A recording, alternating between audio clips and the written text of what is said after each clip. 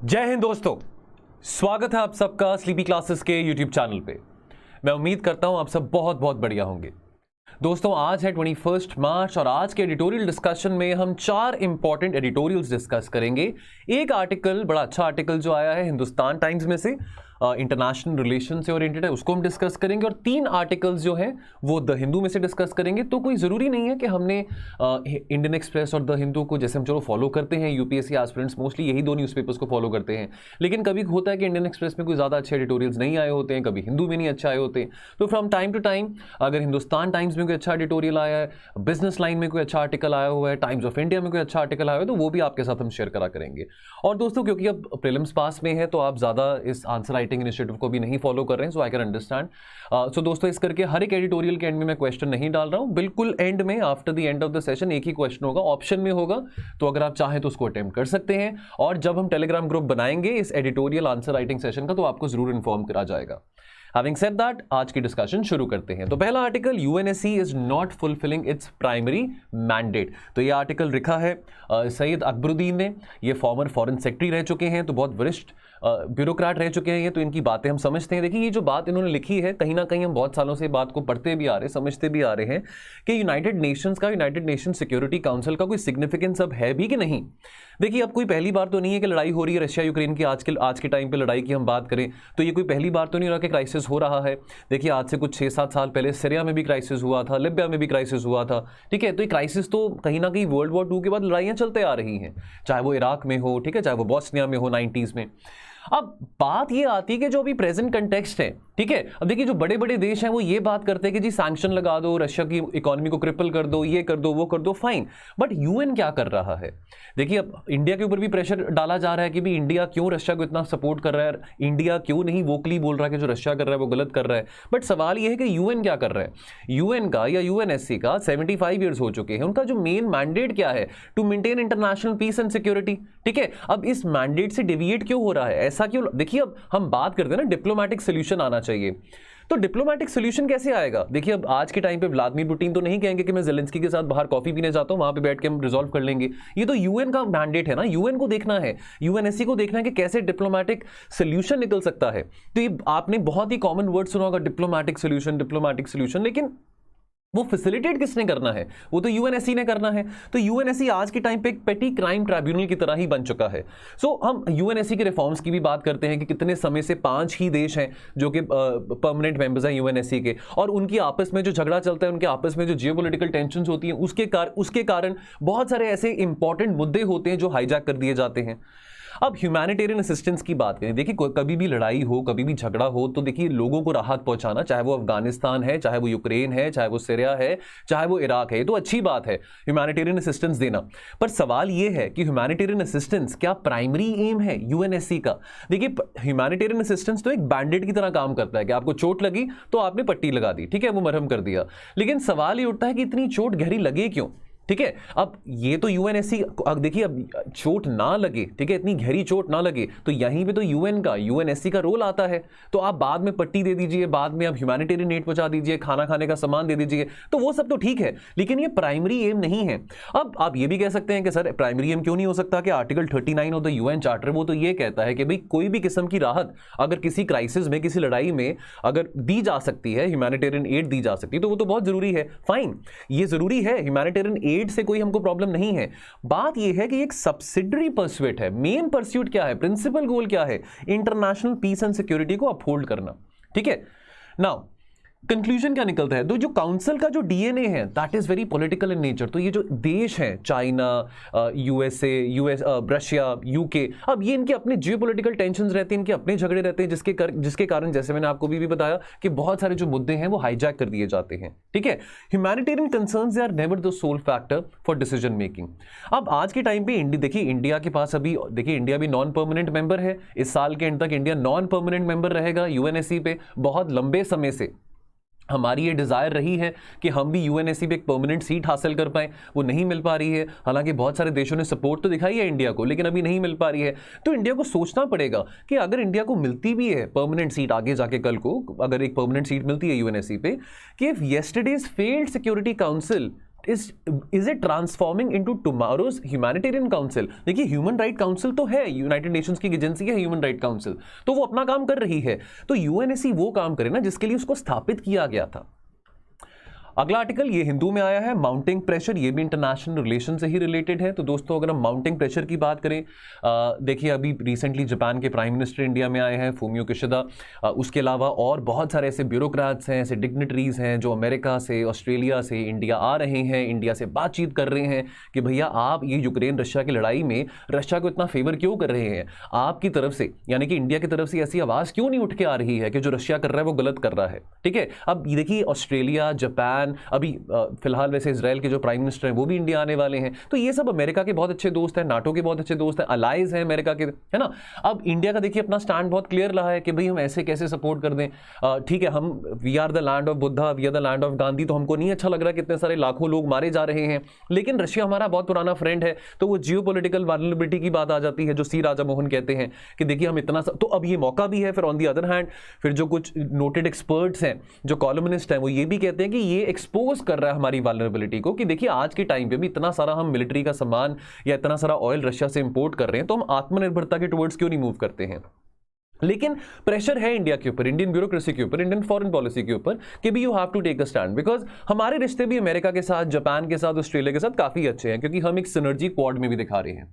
ठीक है, अब देखिए अब मैसेज क्या आ रहा है from the west, from NATO, from US, क्या मैसेज आ रहा है। तो पहली बात तो कि इंडिया को 3 मुद्दों पे काम करना पड़ेगा। पहली बात कि यूएन पे इंडिया थोड़ा और असर्टिवली काम करे। तो फिर एक और बात भी सोची जा सकती है कि यूएन पे इंडिया क्या काम करे, यूएन क्या कर रहा है ना, यूएनएससी क्या कर रहा है, इतना बड़ा क्राइसिस हो रहा है तो यूएन क्या कर रहा है। अब लेकिन वेस्ट क्या चाहता है, नाटो क्या चाहता है, अमेरिका क्या चाहता है कि इंडिया, ये जो अपनी इंडिया ने जो एक न्यूट्रल स्टैंड बनाया हुआ है, चुप्पी बनाई हुई है कि थोड़ा असर्शन दिखाए, इतना न्यूट्रल ना रहे। दूसरी बात, ये वेस्टर्न जो अलायंस है वो ये चाहता है कि भी इंडिया भी सैंक्शंस के रिजीम को ज्वाइन करे। ठीक है, तीसरी बात कि भाई कैसे आने वाले समय में हम जो तेल है या मिलिट्री का हार्डवेयर है वो रशिया से इंपोर्ट ना करें। देखिए प्रैक्टिकली देखिए हम चाहेंगे, हम डिफेंस इंडिजनाइजेशन की बात करते हैं, डिफेंस मॉडर्नाइजेशन की बात करते हैं, वी वुड वांट हम आत्मनिर्भर रहें, लेकिन एकदम से रातों रात हम रशिया के साथ तो रिश्ते नहीं बिगाड़ सकते हैं। कुछ प्रैक्टिकल बातें भी सोचनी बहुत जरूरी है। ठीक है, अब ये जो विजिट्स हैं, ये विजिट्स जो हो रही हैं from the bureaucrats, from the dignitaries, from Australia, from Japan, from Israel, ये जो विजिट्स ये बता रही हैं इंडिया को, एक मैसेज कन्वे कर रही हैं दैट देखिए अभी जो टेंशंस है ना रशिया और वेस्ट के बीच में, ये बहुत अभी पीक पे हैं and they have reached a point of no return. तो बहुत अभी इतनी जल्दी तो नहीं लगता कि इनके बीच में कोई ट्रूस हो जाएगा, कि अमेरिका और रशिया के बीच में कोई शांति या कोई ऐसे फ्रेंडशिप वाली बात हो जाएगी, इतनी जल्दी नहीं लगता। तो दिल्ली के ऊपर बार बार एक प्रेशर बनाया जा रहा है कि भाई देखो आपको एक बंदे को चूज करना पड़ेगा, या तो अमेरिका को चूज कीजिए या रशिया को चूज कीजिए, जो कि अब हमारे लिए पॉसिबल भी नहीं है। तो वे फॉरवर्ड क्या है, देखिए जो सिविलियन टॉल है यूक्रेन में वो डे बाय डे माउंट किया जा रहा है। अगर हम रिसोर्सेज, अगर हम इंफॉर्मेशन सोर्सेज की माने तो 30 लाख से ज्यादा लोग यूक्रेन छोड़ के भाग चुके हैं। अब वो डिफरेंट जो नेबरिंग कंट्रीज है यूक्रेन की, चाहे पोलैंड हो चाहे बेलारूस हो, वहां पे भाग रहे हैं। तो डेफिनेटली ह्यूमन राइट वायलेशन हो रहा है। तो इट इज नेसेसरी, अब इस आर्टिकल में ये कहा गया कि ठीक है रशिया हमारा पुराना फ्रेंड है, हमने अपना रिश्ता रशिया के साथ मेंटेन करके रखा हुआ है, लेकिन इट इज वेरी इंपॉर्टेंट कि हम इस बात को एक्नॉलेज करें कि और ज्यादा ह्यूमन राइट वायलेशंस यूक्रेन में ना हो, है ना। वो land of Gandhi, land of Buddha वाली बात यहां पे आ जाती है कि अभी हम अमन शांति चाहते हैं, पीस अबाइडिंग सिटीजंस हैं ना। इंडिया ने कंसर्न्स अपने एक्सप्रेस करे ओवर न्यूक्लियर सेफ्टी। ठीक है, तो चाहे चेर्नोबिल है, चाहे ज़ापोरिजिया है, तो न्यूज़ आ रही थी कि भी यहाँ पे न्यूक्लियर प्लांट्स हैं, यहाँ पे रशिया गोलीबारी कर रहा है, तो न्यूक्लियर प्लांट्स पे कोई डिस्ट्रक्शन होता है तो जो रेडिएशंस होंगे, जो रेडिएशन इमिट होंगे, उसके कितने हार्मफुल कॉन्सिक्वेंसेज हो सकते हैं। तो we are also expressing a concerns over nuclear safety. Another area is the threat of chemical and biological warfare. तो ये केमिकल वॉरफेयर, केमिकल वेपन्स की बात सीरिया के क्राइसिस में भी काफ़ी करेगी थी। आपको याद होगा जो नर्व गैस सारिन नाम करके जो केमिकल है। Now, government must be prepared to vote on the biological and toxin weapons conventions and call out any side, चाहे वो यूक्रेन हो चाहे वो रशिया हो, जो इस कन्वेंशन को वायलेट करेगा। एंड अंत में ये बात कही गई है कि दिल्ली को थोड़ा रिकंसिडर करना चाहिए। हम अगर स्ट्रेटेजिक ऑटोनॉमी की बात करते हैं तो स्ट्रेटेजिक ऑटोनॉमी कितने, अब देखिए स्ट्रेटेजिक ऑटोनॉमी हमारी अपनी सॉवरेनिटी है, हम अपने नेशनल इंटरेस्ट को बिल्कुल अपहोल्ड करना चाहते हैं, लेकिन कब तक हम ये न्यूट्रल अप्रोच की तरह, देखिए अगर हमारे एस्पर्शंस हैं, हमारे एस्पिरेशंस हैं कि हम एक सुपर पावर बनना चाहते हैं, तो कब तक हम ये बीइंग न्यूट्रल या एक एब्सटेन करने वाले स्टैंड के साथ हम अपनी स्ट्रेटेजिक ऑटोनॉमी में एम्फसाइज कर पाएंगे। ये एक बहुत बड़ा क्वेश्चन मार्क हमारे सामने जरूर खड़ा करता है। तो अगर दोस्तों हमने बायोलॉजिकल वेपन्स की बात करी तो बायोलॉजिकल वेपन्स कन्वेंशन की थोड़ी सी बात कर लेते हैं। हालांकि इस आर्टिकल में ये चीज़ मेंशन नहीं, तो थोड़ा वैल्यू एडिशन है, ठीक है, थोड़ा प्रीलिम्स भी पास में है, तो थोड़ी ये बातें हमको पता होनी चाहिए ऑर्गेनाइजेशंस के बारे, कन्वेंशंस के बारे। तो जो बायोलॉजिकल वेपन्स कन्वेंशन है इसको नेगोशिएट किया गया था, ओपन किया गया था फॉर सिग्नेचर इन 1972 और ये एग्जिस्टेंस में आया 1975 में।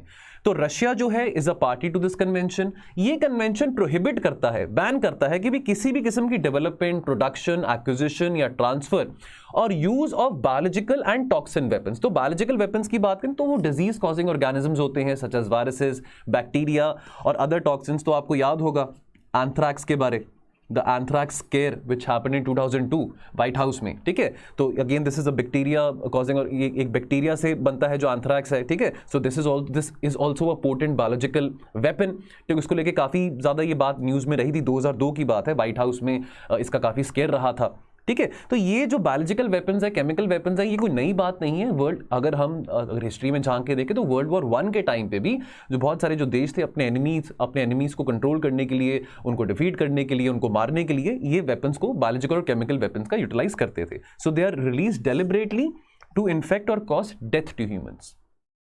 चलिए अगला article, get these wrinkles out of the South Asian textile story, ये तो हिंदू में आया है। देखिए हम बांग्लादेश की बहुत बात करते हैं कि बांग्लादेश की पर कैपिटा जीडीपी, बांग्लादेश की जीडीपी बहुत राइज कर रही है।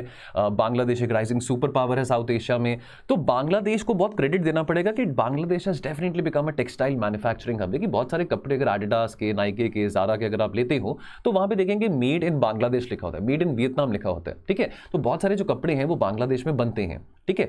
बांग्लादेश में ऐसे बहुत सारा कंड्यूसिव इकोसिस्टम है जहां पे इतनी सारी प्रोडक्शन हो रही है। In fact Bangladesh falls third in the line as a global exporter, ठीक है। अब हम कॉटन की बात करें कि cotton as a raw product, तो इंडियन सब कॉन्टिनेंट में देखिए, इंडियन सब कॉन्टिनेंट अगर हम मॉडर्न हिस्ट्री से भी पहले की बात करें तब कोई बांग्लादेश, कोई पाकिस्तान, कोई ऐसा तो नहीं बना था, इंडियन सब कॉन्टिनेंट ही माना जाता था। तो इंडिया से कितना सारा कॉटन एक्सपोर्ट किया जाता था, इंडिया से कितना सारा अच्छा फाइन क्वालिटी फिनिश गुड्स वहाँ पे बाहर एक्सपोर्ट किए जाते थे, ठीक है, अंग्रेजों के आने से पहले, ठीक है। सो ये रिसोर्सेज हमारे पास इंडियन सब कॉन्टिनेंट के पास बहुत लंबे टाइम से रहे हैं।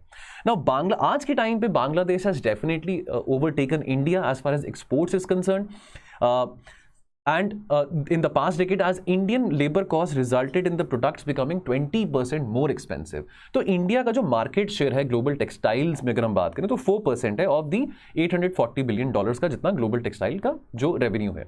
एंड इंडिया की जो पोजीशन है, जैसे बांग्लादेश की 3rd पोजीशन है, इंडिया की 5th पोजीशन है।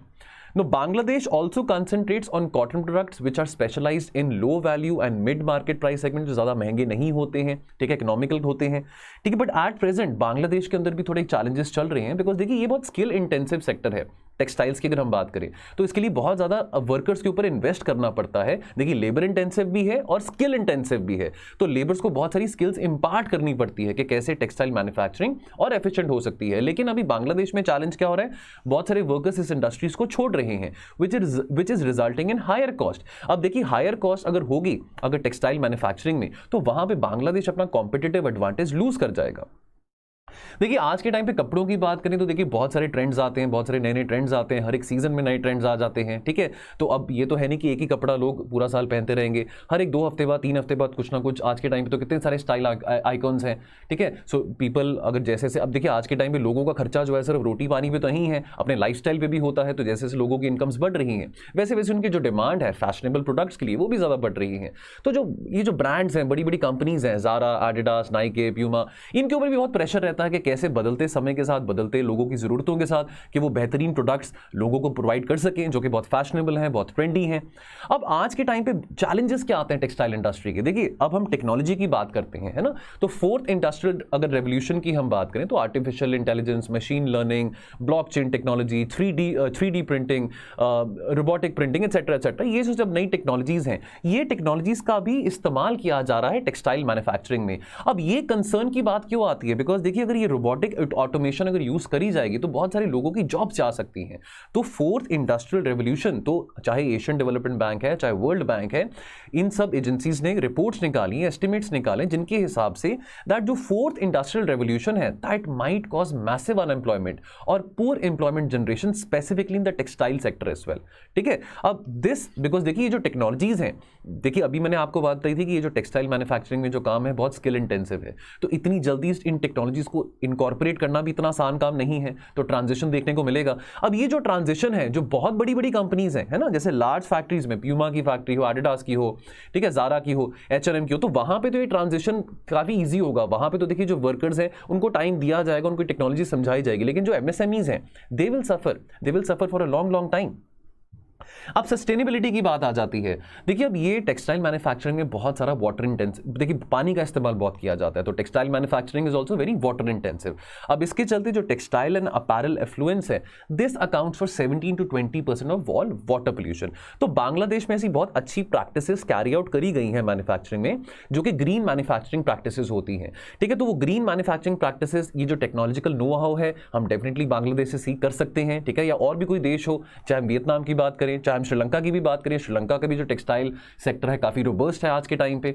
तो अब या हमने कुछ दिन पहले हमने सर्कुलर इकोनॉमी की भी बात करी थी, रीजनरेशन की, रिसाइकिल की बात करी थी, ठीक है। तो हम सस्टेनेबल तौर तरीकों से कपड़े बना सके आने वाले समय में, ये भी बहुत जरूरी है, ठीक है। The Indian government is also committed to promoting sustainability through project sustainable resolution.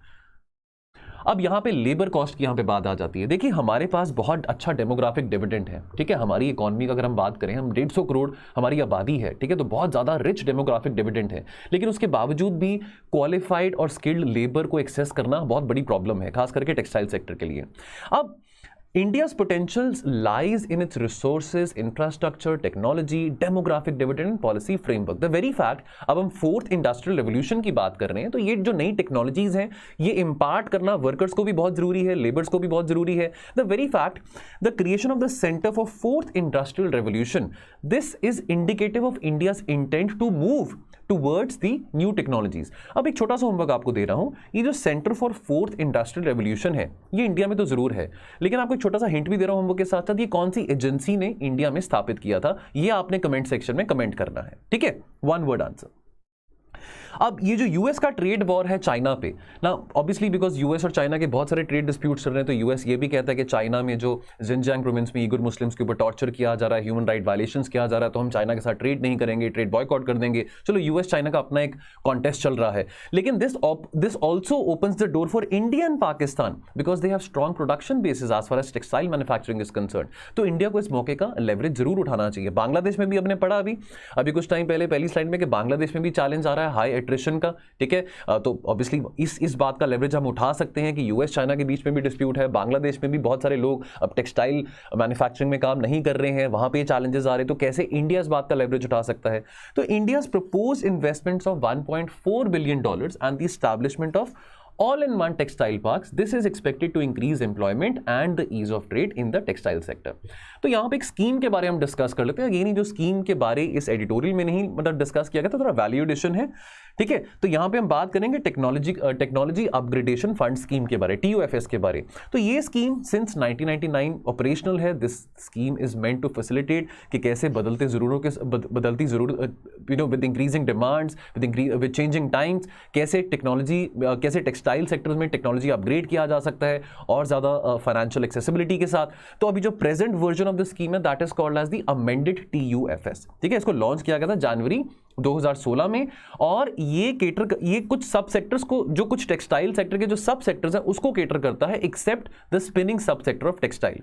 अब इसमें क्या है, इसमें एक one time capital investment subsidy दी जाएगी, ठीक है, which is benchmarked for a period of 7 years from 2015-16 to 2021-22। ये जो स्कीम है, इसका विजन है कि कैसे ईज ऑफ डूइंग बिजनेस को प्रमोट किया जा सकता है, ठीक है, कैसे इंप्लॉयमेंट अपॉर्चुनिटीज को जनरेट किया जा सकता है, कैसे एक्सपोर्ट्स को इंक्रीज किया जा सकता है। और ये जो स्कीम है, ये स्कीम जो हमारे मेक इन इंडिया विजन के साथ इन सिंक है, और साथ में जो स्लोगन है zero effect and zero defect, उसके साथ भी इन सिंक में है।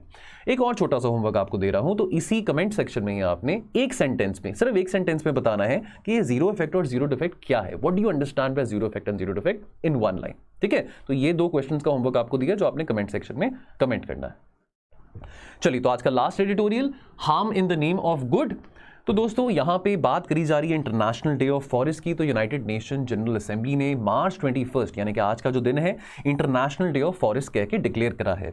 तो अब फोकस क्या है कि कैसे अवेयरनेस और मोबिलाइज किया जा सकती है लोगों को, सिविल सोसाइटी की इस्तेमाल करके, सिविल सोसाइटी और एनजीओस का यूज करके, कि फॉरेस्ट की सिग्निफिकेंस क्या है, फॉरेस्ट की इंपॉर्टेंस क्या है। ठीक है, तो कंट्रीज को इंकरेज किया जाएगा कि वो इस तरह की एक्टिविटीज ऑर्गेनाइज करें, such as tree planting campaigns, ताकि जो फॉरेस्ट कवर है, जो ग्रीन कवर है, उसको इंक्रीज किया जा सके, बायोडाइवर्सिटी कंजर्व हो।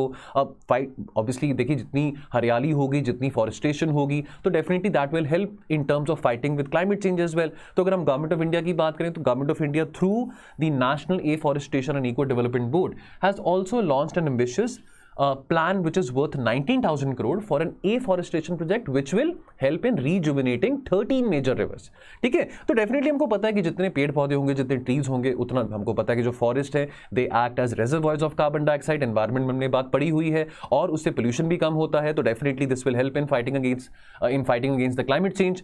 तो ये सब बातें तो हैं, लेकिन एक बहुत जरूरी बात समझनी है कि क्या सिर्फ पेड़ लगा देने से, क्या सिर्फ पेड़ लगाने से हमारा काम खत्म हो जाता है? देखिए, फॉरेस्ट इकोसिस्टम जो है बहुत कॉम्प्लेक्स है। फॉरेस्ट जो है इतने कॉम्प्लेक्स इकोसिस्टम है कि यहाँ पे जो इंटरैक्शन है, वो समझना बहुत जरूरी है between the trees, between the vegetation, between the birds, mammals, insects, reptiles. देखिए, जंगल में कितनी तरह की स्पीशीज होती हैं। ठीक है, सिर्फ एक जंगल में सिर्फ पेड़ों से जंगल नहीं बनता, तो उसमें जो बर्ड्स हैं, रेप्टाइल्स हैं, चाहे वो स्नेक्स हो, लिजर्ड्स हो, एम्फिबियंस हो, एनिमल्स हो, कार्निवोरस हो, तो ये सब इनका जो इंटरप्ले होता है वो एक फॉरेस्ट का इकोसिस्टम बनाता है। तो अगर गलत एरिया सिलेक्ट करे जाएंगे फॉर प्लांटेशन, तो डेफिनेटली वो आउटकम ज्यादा प्रोडक्टिव नहीं होगा। तो जो नेचुरल हैबिटेट है that will get altered. For example, अब आपने ग्रेट इंडियन बस्टर्ड के बारे में तो सुना ही होगा, क्रिटिकली इंडेंजर्ड है, IUCN स्टेटस है इसका। अब ये थ्राइव कहां पे करता है? नेचुरल ग्रासलैंड्स में।